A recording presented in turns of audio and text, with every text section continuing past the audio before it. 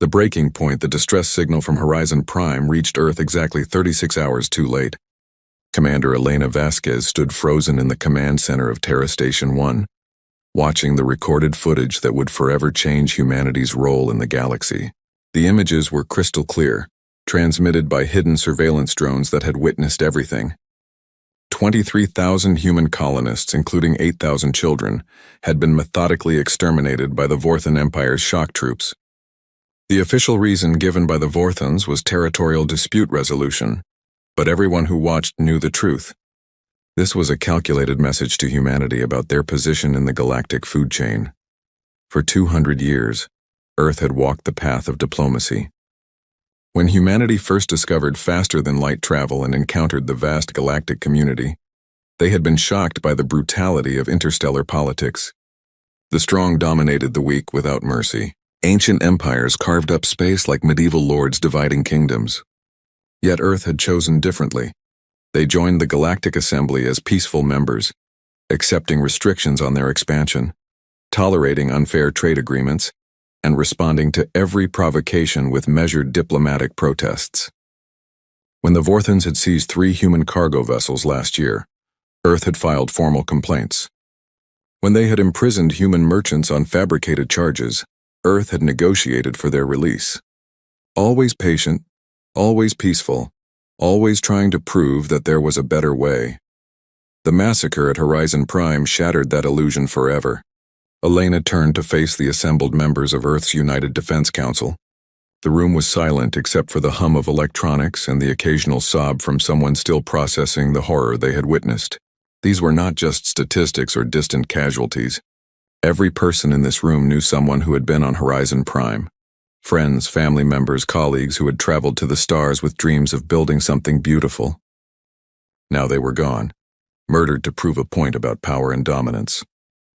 Defense Secretary Marcus Chen was the first to speak, his voice barely containing decades of suppressed rage.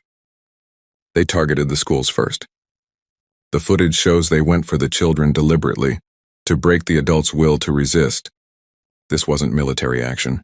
This was terrorism on a planetary scale. The other council members nodded grimly. For too long, they had mistaken human restraint for human weakness. The galaxy's powers had grown bold, pushing harder against Earth's boundaries, taking more liberties with each passing year.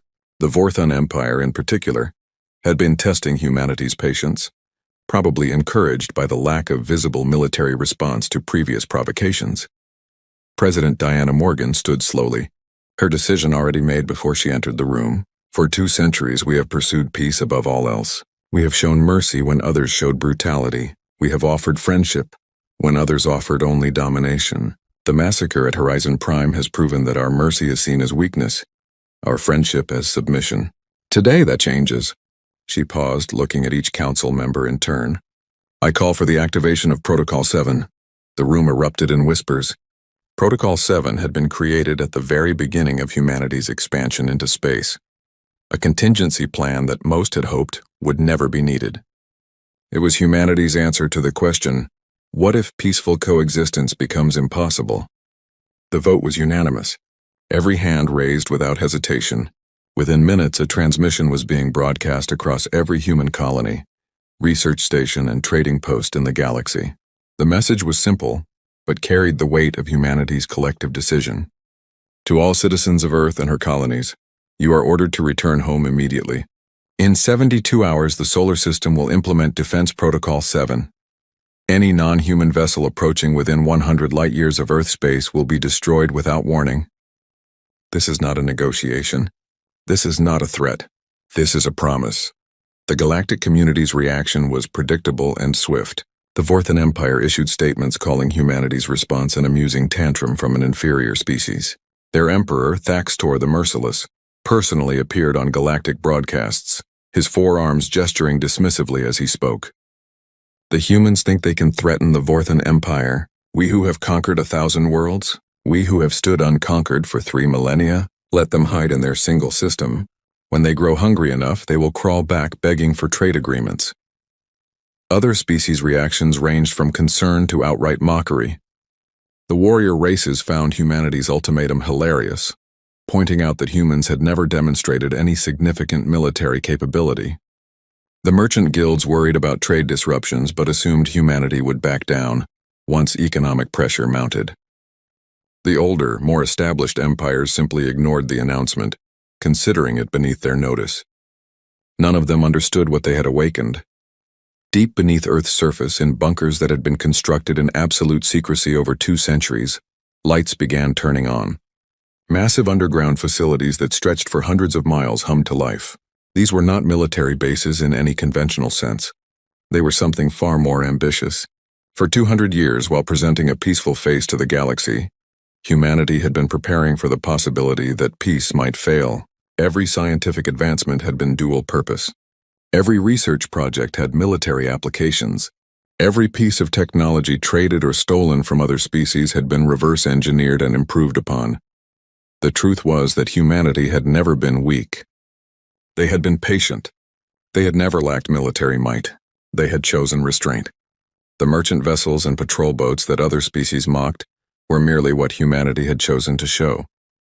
Like an iceberg, the visible portion was insignificant compared to what lay beneath. In hidden shipyards throughout the solar system, vessels that had been maintained in perfect readiness for decades began their power-up sequences. These were not ships built for war as the galaxy understood it. These were ships built to end war, permanently if necessary.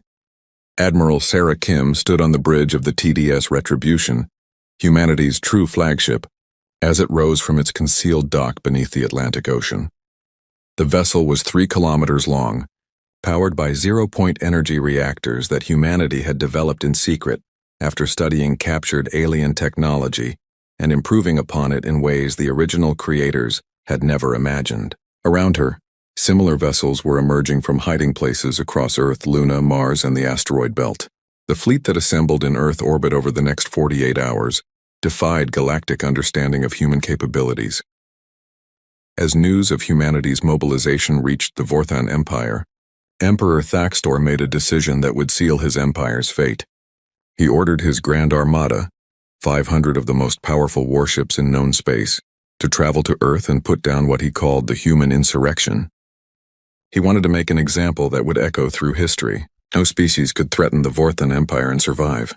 He would finish what the massacre at Horizon Prime had started, the complete subjugation of humanity. The Emperor's advisors tried to counsel caution. The humans had given a specific warning about approaching their space. Perhaps negotiation would be wiser. But Thaxtor had ruled through fear for too long to recognize the danger of cornering a species that had nothing left to lose.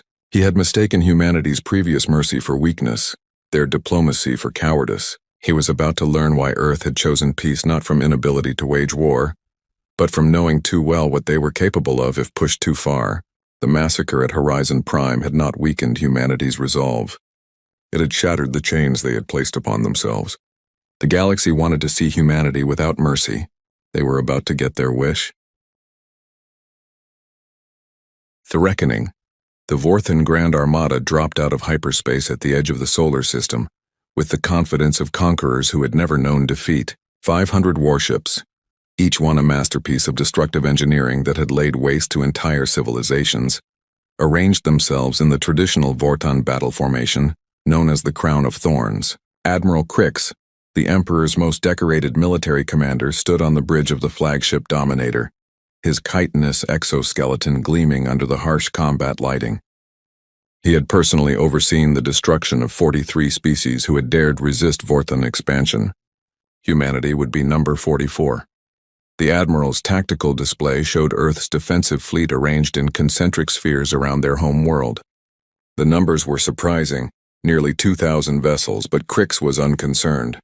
Numbers meant nothing against Vorthon firepower and centuries of combat experience. He opened a communication channel, his translator rendering his clicking speech into the crude sounds of human language. Forces of Earth, I am Admiral Crix of the Vorthon Empire. Your 72 hours have expired, yet you remain defiant. Surrender now and your species will be permitted to survive as servants. Resist and you will share the fate of your colony on Horizon Prime. The response came from Admiral Sarah Kim aboard the Retribution. Her voice was calm, almost conversational, which unsettled some of the younger Vorthon officers. Admiral Crix, you were warned not to approach our space. That warning was not given lightly. You have exactly 60 seconds to reverse course and leave. This is the only mercy humanity will offer. After that, what happens is on your head." Crix's mandibles clicked in amusement. The human truly believed her inferior fleet could stand against the might of the Vorthan Empire. He would enjoy teaching her otherwise. The 60 seconds passed in silence. Then space itself seemed to bend around the Vorthan fleet. What happened next would be studied by military theorists for millennia, assuming any survived to study it. The human ships did not fire conventional weapons. They did not launch missiles or project energy beams. Instead, they fundamentally altered the laws of physics in localized areas around the Vorthan vessels. Gravity increased 10,000-fold in some areas, crushing dreadnoughts into points of ultra-dense matter. Time dilated in others, aging ships and crews to dust in seconds while the rest of the universe watched. Quantum uncertainty was weaponized, causing Vorthan vessels to exist in multiple states, simultaneously before collapsing into nothingness. Admiral Crix watched in horror as his invincible armada was dismantled not through conventional warfare but through the application of scientific principles. The Vorthans had never even theorized. The humans had not built weapons. They had built reality manipulation devices. Every natural law that the galaxy took for granted became a weapon in human hands. The electromagnetic force was reversed in targeted areas, causing atomic bonds to fail. The strong nuclear force was negated, turning matter into expanding clouds of quarks. The weak nuclear force was amplified, triggering instant radioactive decay in any material the humans chose. 15 minutes. That was how long it took for the entire Vorthan Grand Armada to cease existing, not destroyed in any conventional sense, but removed from reality through methods that defied understanding. Only the Dominator remained, held in place by forces Admiral Crix could not comprehend. Admiral Kim's face appeared on his communication screen, her expression showing neither joy nor anger, only grim determination. "You are alive because we choose to let you live. You will return to your Emperor and deliver this message exactly as I give it to you. Humanity spent 2 centuries choosing peace. We developed technologies that could end civilizations, and we chose not to use them. We created weapons that could unmake stars, and we kept them hidden. We mastered forces that could rewrite reality itself, and we restrained ourselves." She paused, ensuring the weight of her words was understood. "The massacre at Horizon Prime has ended that restraint. From this moment forward, any species that kills a human citizen will face complete annihilation. Not defeat, not conquest, annihilation. We will remove you from existence so thoroughly that future civilizations will question whether you ever existed at all. There will be no negotiations, no terms, no mercy. You wanted to see humanity without our self-imposed limitations. Congratulations, you've succeeded." The transmission ended and Crix found his ship suddenly free to move. As he limped back toward Vorthon space, his sensors detected something that made his heart stop. The human fleet was expanding. Not just patrol ships, but massive construction vessels were emerging from hidden facilities, building new ships at a rate that defied industrial logic.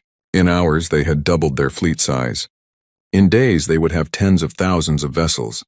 The humans had not just been hiding their military. They had been hiding their entire industrial capacity. The news of the Vorthan Grand Armada's complete destruction spread through the galaxy faster than light itself. Empires that had stood for millennia began emergency sessions. Species that had never shown fear began building defensive fleets. The warrior races who had mocked humanity's threats fell silent. Everyone had the same question. If humanity could do this while showing restraint for 2 centuries, what else were they capable of? The answer came in a transmission from Earth that reached every corner of the galaxy simultaneously. A feat of communication technology that itself demonstrated human capabilities. President Diana Morgan appeared on every screen, every hologram, every communication device in known space. Her words were translated into 10,000 languages simultaneously. "Citizens of the galaxy, for 200 years, Earth has extended the hand of friendship. We sought trade, not conquest. We pursued knowledge, not domination. We offered mercy to those who showed us none. That era has ended. The massacre at Horizon Prime has shown us that mercy is interpreted as weakness in this galaxy. Therefore, humanity withdraws its mercy." She held up a data pad, reading from it with ceremonial gravity. "Effective immediately, the following policies are in effect.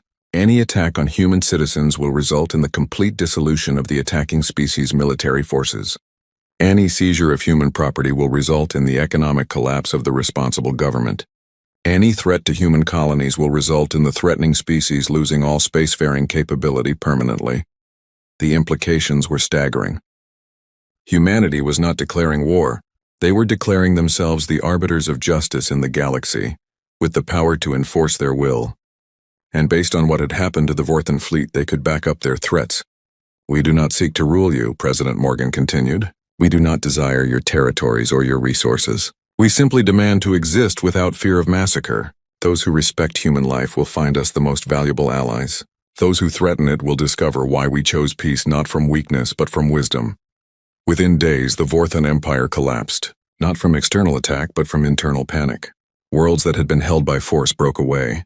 Subjugated species rose up, knowing the Vorthans could no longer call upon their grand armada. Emperor Thaxtor the Merciless was overthrown by his own guards, who sought to appease humanity before worse consequences arrived. The empire that had terrorized the galaxy for 3,000 years fell in less than a week, brought down not by conquest, but by the removal of their ability to project fear. Other empires took notice. The Ketran hegemony, which had been planning its own expansion into human space, quietly abandoned those plans and sent diplomatic envoys with apologies for past misunderstandings. The Dromath Confederation returned human prisoners they had claimed did not exist. The mysterious Void Hunters, who had never acknowledged any species as equals, sent an unprecedented message to Earth, suggesting a mutual non-aggression pact. The galaxy had discovered that humanity's greatest weapon had always been their choice not to use their weapons. A year after the massacre at Horizon Prime, the galaxy had transformed completely. Human ships patrolled trade routes, not claiming them but ensuring they remained free for all species. Human colonies expanded without restriction, as no one dared challenge their right to settle where they chose. Human technology, carefully shared with species that proved themselves peaceful, uplifted entire civilizations. The memorial for Horizon Prime became a pilgrimage site, not just for humans but for all species who understood its significance. It represented the moment when humanity stopped pretending to be weak and revealed their true nature. A species capable of terrible destruction, who had chosen creation, capable of merciless vengeance, who had chosen mercy, until mercy was no longer an option. The inscription on the memorial, translated into every known language, served as both remembrance and warning. Here lies the innocence of 23,000 humans who died believing in peace. Here also lies humanity's mercy, killed by those who mistook kindness for weakness. We forgive nothing. We forget nothing. We have no more mercy to give. The galaxy had learned its lesson. Humanity had shown them mercy for 2 centuries. Now they would live with humanity unrestrained, and they would learn to prefer the mercy they had squandered. The massacre at Horizon Prime had ended one chapter of human history and begun another. The age of human mercy was over. The age of human justice had begun.